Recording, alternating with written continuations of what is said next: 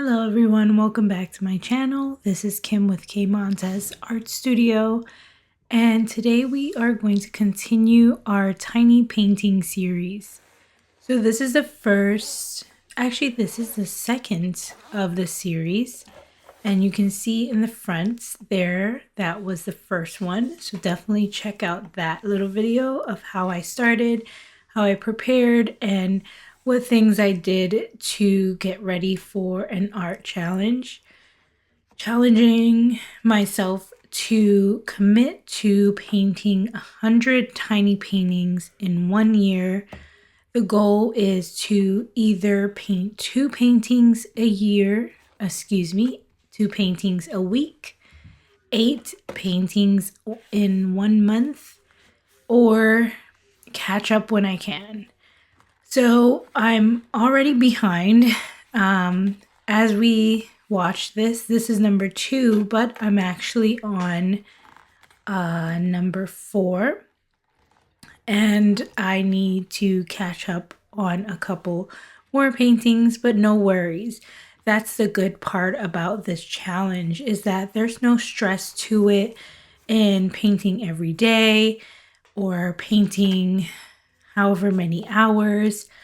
I feel confident that if I have a session with just one painting and call it a day, then I feel good about that. If I have a session where I do 5 paintings in 1 day, then by all means, the more the merrier. So it's that type of challenge where things are a little bit less intense than your typical daily challenge or your 30-day challenge. Sometimes those challenges give me stress, and art is not supposed to cause me stress. And I think this is my type of challenge. So let's jump into it.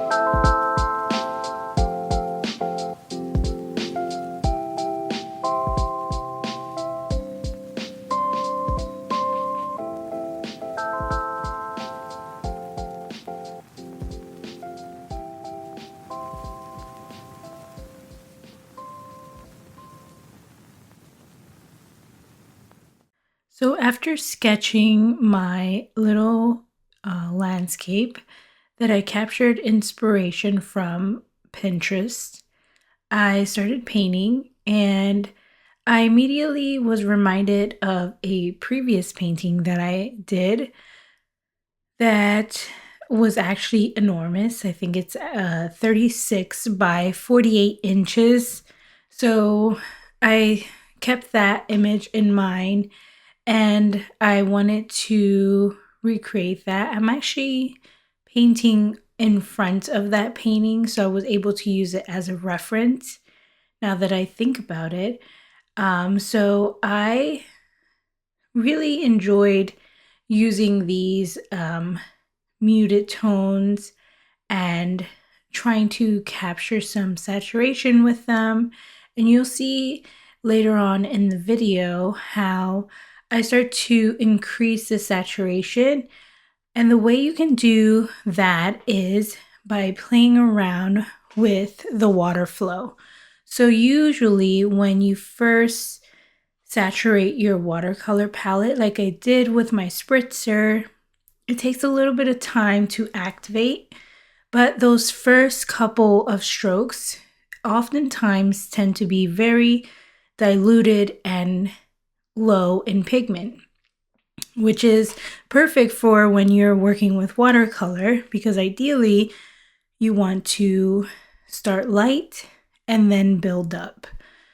So when I was working on this, I got to a point where I wanted to add some more saturation, and usually at that point your palette has been saturated with enough water from dipping and poking and letting your spritzer water or whatever water you spray your tin with, once it sits in there, it is much more saturated, and that allows the pigments to sort of lift up more on your brush. So that's kind of a cool thing that watercolor does.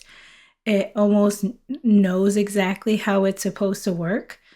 And I really appreciate that about these and other high quality pigments. So these ones are my Daniel Smith, and in my last video you can see how I select some of these colors.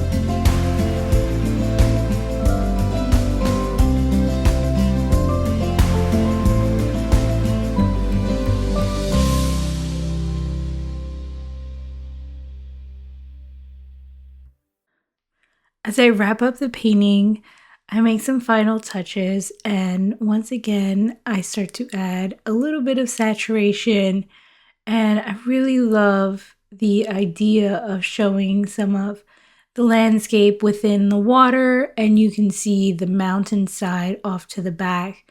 So the idea behind this painting was to have two water sources within the imagery.